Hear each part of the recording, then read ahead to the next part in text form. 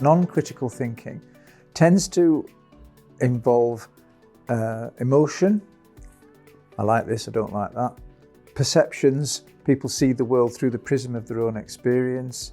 It involves a certain amount possibly of prejudice or bias.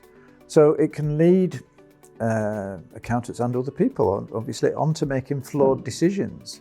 And the critical thinker is someone who gets to the heart of the issue, who looks at what this really involves, is capable of analysing the problem and applying a certain amount of logic to it, whether it be deductive logic or inductive logic, where if A equals B and B equals C, then A equals C, that kind of logical thought.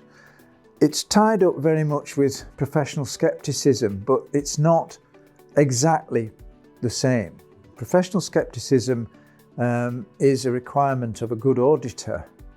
I always used to think it meant trust no one, but it doesn't really. It means have a questioning mind, and that's really where critical thinking comes in. That questioning mind, that looking at analysis, looking at logic, looking at gathering evidence to support perhaps the argument that you're trying to create or the premise that you're trying to prove.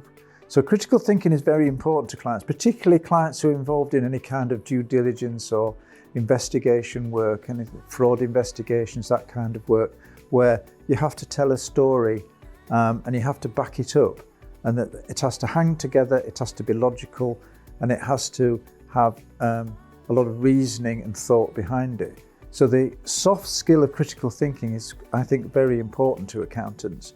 And simply because the non-critical thinking can lead, again, to flaws and bad decision making.